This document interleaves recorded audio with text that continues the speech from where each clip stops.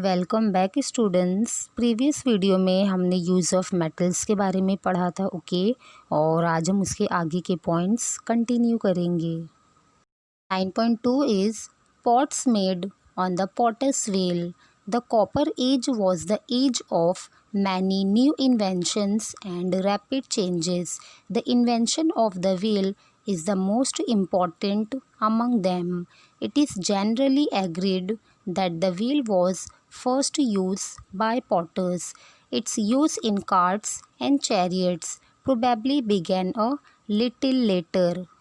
Students, इसमें ये बताया गया है कॉपर एज जो था वो उस टाइम काफ़ी नई नई चीज़ें उन्हें पता चली थी। ओके, और जो व्हील का इन्वेंशन था वो भी इसी एज में उन्हें हुआ था। तो इस तरीके से जनरली हम ये कह सकते हैं कि व्हील को फर्स्ट किसने यूज़ किया होगा। जो पॉटर्स लोग थे स्टूडेंट्स, उन्होंने अपने पॉट्स को बनाने के लिए शायद व्हील को यूज़ किया होगा। ओके, तो कार्ट्स जो होते हैं या फिर चैरियट्स जिसे हम बोलते हैं, रथ या फिर जो व्हीकल्स होती हैं जैसे कि बुलक कार्ट, हॉर्स कार्ट होती हैं, तो इसमें बाद में उन्होंने व्हील को यूज़ किया होगा। Okay, 9.3 is trade and transport. Once the potters began to use a wheel, it became possible to make pots in large production. This happened mainly in those village settlements where the raw materials was easily available and in those which were conveniently situated for trade. Such village settlements expanded rapidly. As the scale of production increased, trade too expanded with it. Therefore, there was a need to change the old systems of transport. It was in this period that wheeled vehicles like carts and chariots were first brought into use. तो यहाँ पर जैसे कि हमने देखा कि potter's ने यहाँ पर क्या किया था स्टूडेंट्स, व्हील को शुरुआत में स्टार्ट किया था यूज़ करना। ओके, तो इसके कारण उनको इजी हो चुका था, तो वो काफ़ी सारे पॉट्स को बना सकते थे। तो यहाँ पर अगर उनको कुछ सामान बनाना है तो वो मिट्टी के बर्तन बना रहे हैं। ओके स्टूडेंट्स, तो ऑब्वियसली वो क्या करेंगे, विलेज में सेटलमेंट इस तरीके से बिठाते थे कि उनको जो रॉ मटेरियल्स चाहिए वो इजीली से मिल सकता है। उसी प्लेस वो क्या करते थे, अपना सेटलमेंट बनाते थे। तो इस तरीके से स्लोली करके ये क्या हो रहा था, ये जो विलेज सेटलमेंट था वो एक्सपांड हो रहा था, मीन्स बढ़ रहा था। ओके स्टूडेंट्स, तो जैसे जैसे प्रोडक्शन इंक्रीज़ होने लगा था तो उसी तरीके से ये ट्रेड भी इंक्रीज़ होने लगा था। तो इसीलिए जो ओल्ड सिस्टम था उनका ट्रांसपोर्ट करने का, ये भी अभी स्लोली चेंज होने लगा था। तो इसीलिए अगर उनको ट्रांसपोर्ट करना था एक जगह से दूसरी जगह पर, तो उनको इस तरीके से बुलक कार्ट, रथ या फिर हॉर्स कार्ट, ये सब चीज़ें उनको यूज़ करने पड़े थे और उनमें उन्होंने व्हील का भी यूज़ किया। Okay, 9.4 is rise of cities and script. Long distance trade, rapid transport of goods and centers of large scale production are factors that brought together people engaged in different types of work. It became necessary to keep permanent records of the expanding trade and growing production. By now, sign and symbols had already come into use for the purpose of record keeping.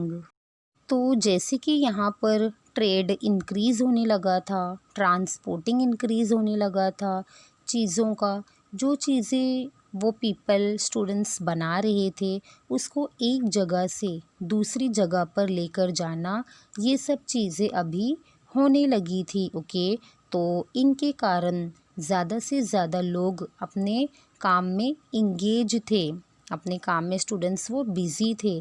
तो इसी तरीके से काम करने के लिए लोग साथ में रहने लगे।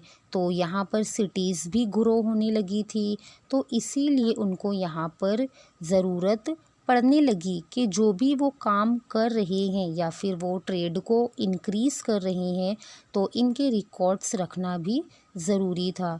तो यहाँ पर स्टूडेंट्स पीपल ने क्या किया कि इसी तरीके के रिकॉर्ड्स को रखने के लिए उन्होंने साइन और सिंबल को यूज़ करना स्टार्ट कर दिया था। Okay students, see this picture.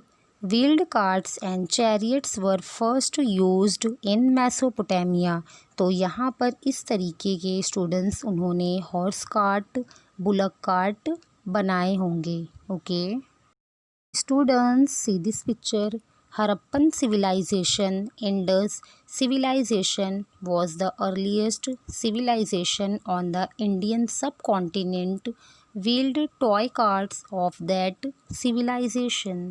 Students, तो जो हरप्पन सिविलाइजेशन था उसमें पीपल को इस तरीके के एविडेंस मिले जहाँ पर टॉय कार्ट्स भी इस तरीके के मिले थे। Okay broken pieces of clay pots huts with such signs have been found in large numbers during excavations. The increase in trade and production and the growth in the volume of records to be kept resulted in much modification and improvement in the signs and symbols used for these purposes. In this way, each culture developed its own script. Students, तो excavation खुदाई होने के बाद यहाँ पर broken pieces clay pot जो होते थे, मिट्टी के पॉट्स होते थे, तो उनके टूटे हुए टुकड़े जो थे तो पीपल उसे साइन के लिए शायद यूज़ करते होंगे। ओके इसीलिए large number of pieces excavations में मिले होंगे। ओके तो जैसे जैसे ट्रेड बढ़ने लगा तो उसके रिकॉर्ड्स बनाने के लिए उनको ज़्यादा ज़रूरत पड़ने लगी। तो यहाँ पर साइन और सिंबल भी स्लोली इम्प्रूव होने लगे। तो स्टूडेंट्स, यहाँ पर साइन और सिंबल से तो काम नहीं बन रहा था, तो इसीलिए पीपल ने अपनी स्क्रिप्ट बनाना स्टार्ट किया था। Students, see this picture. Examples of ancient science and symbols. तो इसी तरीके से स्टूडेंट्स, आप पॉट्स में कुछ साइन और सिंबल्स देख रहे हैं ना, तो हर एक साइन और सिंबल का उन्होंने कुछ मीनिंग रखा होगा और इस तरीके से वो लोग यूज़ करते थे। Okay 9.5 is social organization in the ancient cities. It is true that rise in trade had been the major factor that contributed to the emergence and development of cities. However, the culture of those cities had its roots in the culture of village settlements of the New Stone Age. The faith system rooted in the agricultural way of life continued in the urban way of life too. The social life and festivals based on agricultural faith systems became more elaborate in cities that had prospered because of the rise in trade. Grand temples were built in many cities. Chiefs of those temples became chief administrators of those cities. Later, the positions of the temple head and that of the king went to the same individual. This was the beginning of the ancient urban civilizations of the world. We will learn more about them in the next lesson.